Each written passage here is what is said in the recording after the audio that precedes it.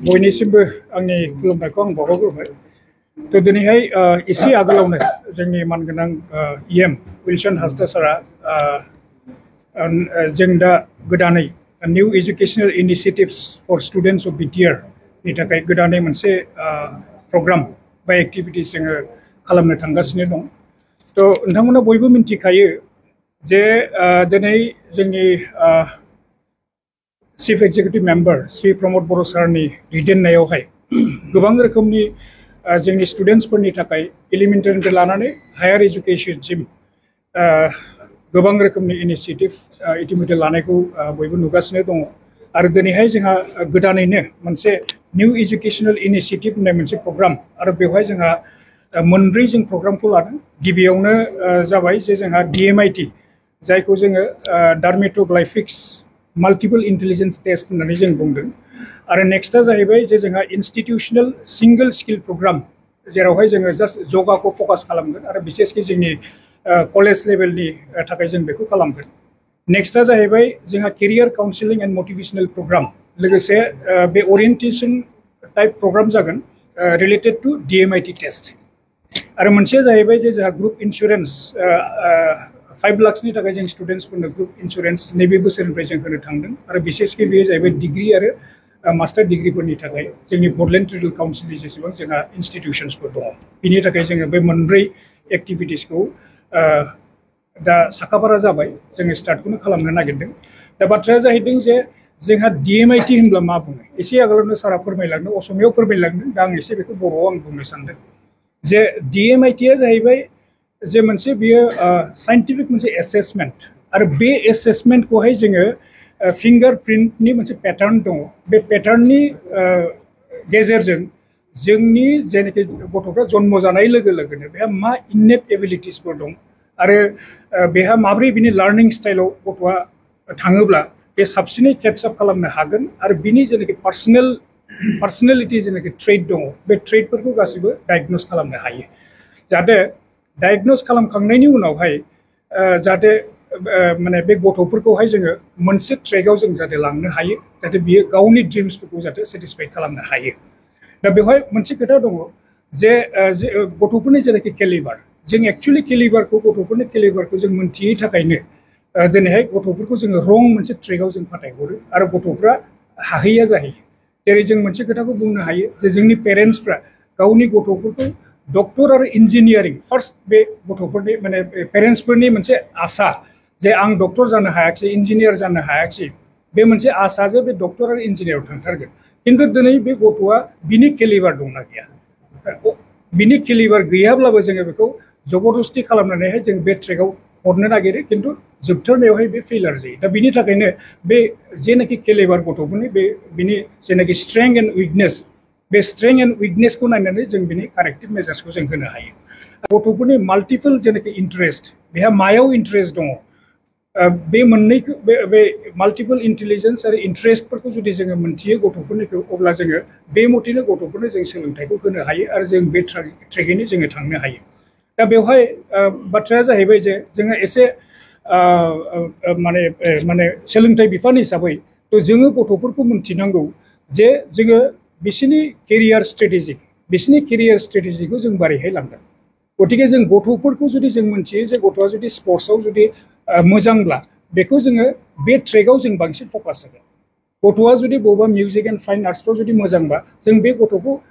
बे लेभेलाव जों लांगोन। गतिके बे जिनिसखौ जों स्ट्रेटेजि खालामनो हायो बेसिं अन दि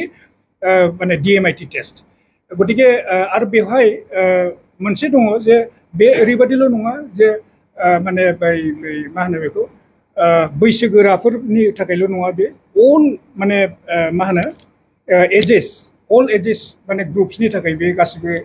माने प्रযোज्य बेनिफिट जागोन आरो पेरेन्टसफ्राबो मोनथिगोन टिचार्सफ्राबो मोनथिगोन जे गथ'फोरनि पार्सनेलिटि इननेट पटेनसियलिया मा बेलेग आरो बे मथेनो बिसोरबो बेखौ होनो थाखाय सेस्था खालामगोन। दा ओंखायनो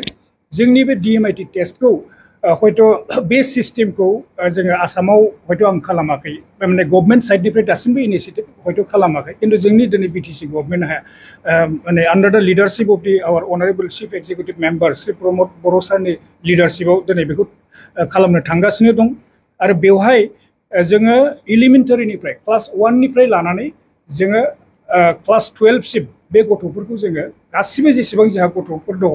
से more than 1 लाख गथ'फोर दङ बिसोरखौ जोङो गासिबो माने टेस्टखौ जों खालामगोन आरो बे नङा जे जोङो खालि माने प्रभिन्सियेल स्कुलखौल' खालामगोन बे नङा जोङो प्राइभेट स्कुलखौबो बेवहाय जों कभार खालामनाय जागोन बे मोनसे थांबाय आरो क्लास 1 निफ्राय जों 12 सिम दा खालामगोरनाय जागोन हयथ' प्रयोजन जायोबा class 5 to right class 5 of 12 লকে আমি করিম এলিমেন্টারি যেটুকে 5 to আমার all private venture হয় so around more than 1 lakh student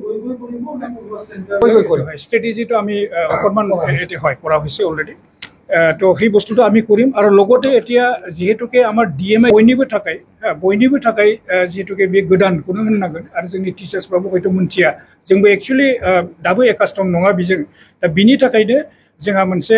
orientation programme जोङो टिचार्सफोरनो होनाय जागोन हेड अफ द इन्स्टिट्यूशनफोरनो होनाय जागोन आरो जाय माने फरायसालिफ्राव थांनानै जाय टेस्ट खालामहैगोन नङा होमबा तो बिसोरनोबो हयथ' ओरिएन्टेशन होगोन आरो केरियार काउन्सिलिंबो होगोन जाहाथे गथ'फ्रा एसे मोटिवेटेड जायो नङा होमब्ला बे लेभेलजों जों गथ'फोरखौ जों लांनो नागिरदों तो बेखिनियानो डिएमआइटिया आरो लोगोसे प्रग्राम होनदों दा बेवहाय जोङो जास्ट जोंनि डिग्री कलेजखौल' जों बेहाय लानो नागिरदों फकास खालामनो नागिरदों मानोना जोंनि जगा प्रग्रामा प्रत्येक फरायसालियाव जोंहा दंखायो एलिमेन्टारिनिफ्राय हायार सेकेन्डारि लेभेलसिम जोंहा जगाया जाबाय थाखायो आरो बिसेसकै मर्निं एसेम्बलियाव जों नुबाय थायो जे बेवहाय माखासे आसन्सफोर माखासे जगाफोर बिसोरो एक्टिभिटिसफोरखौ जों खालामनाय नुबाय थायो जुदियोबाबो इन लार्ज स्केल हयथ' सोरबा बबेबा मोनसे स्कुला हयथ' मोनसे मोननै जाया जानो हागौ किन्तु मेक्सिमाम स्कुला जोंहा खालामखायो किन्तु जों कलेजफ्राव जों बेखौ नुनाय जाया ओंखायनो जाहाथे कन्टिनिटि स्कुलनिफ्राय फैनाय जा गथ'फोर जाहाथे कन्टिनिटिया जाहाथे थायो कलेज लेभेलावबो जाहाथे बिसोर खालामहैनो हायो ओंखायनो बेखौ फकास खालामनाय जागोन जोंनि एजुकेशन डिपार्टमेन्टनिफ्राय गतिके बे मोनसे जाहैबाय आरो मोनसेया जाहैबाय जे जोंहा ग्रुप इन्सुरेन्स जेनाखि जोङो पलिसि दा खालामनो नागिरदों गथ'फोरनि थाखाय बेयो प्रत्येक बोसोराव बे रिनिउ जाबाय थागोन आरो बेखौ जोङो डिग्री आरो मास्टार डिग्रीफोरनि बिसोरनि थाखाय होगोन आरो बे एमाउन्टआ जाहैबाय 5 लाख जाहैगोन गथ'फ्रा जुदि